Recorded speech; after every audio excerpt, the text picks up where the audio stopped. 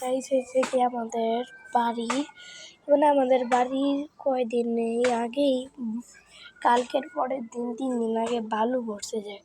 কেমন look guys.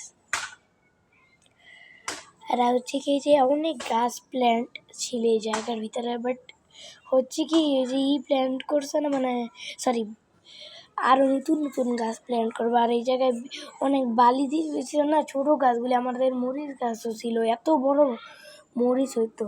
এখন টুকটাক গাছ আছে। আর ওইটা কি রে ভাই? চুমুক না? হ্যাঁ ওইটা চুমুক হয়েছে। ওই যে এরাও আমার চুমুক মানে পড়া রয়েছে ওই জায়গায়। তা এটা হচ্ছে আমি মুলি আসে তো আমাদের পেঁপে গাছ, ওইটা আপনাদের জুম করে একটু ভালো দেখাই।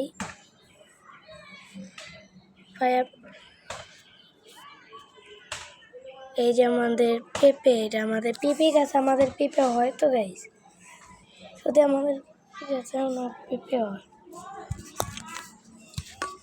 আর এই যে আমাদের আরেকটা, এটা আমাদের সব থেকে বড় পেঁপে গাছ।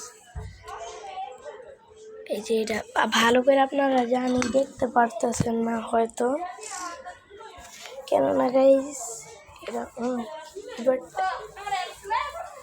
পেঁপে গাছ।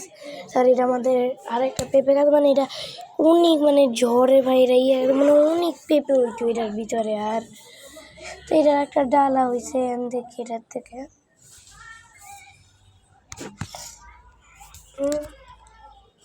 আর এই বালুগুলি পারচেস করছি গাইস আমরা। আর এই বালু এন থেকে আনছি আমরা, মানে পারচেস করি নাই, শুধু যাওয়া আসার ভাড়ার এই যে এন থেকেই দিয়েছি বালু।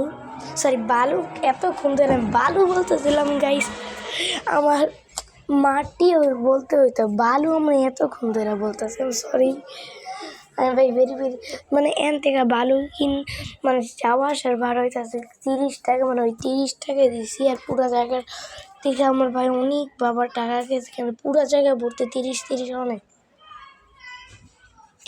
আচ্ছা আমি একটা ভুল করছি, এন থেকে না তো, এন থেকে 30, ওই অন থেকে ওই যে হলুদ কালার বাচ্চাটা যে,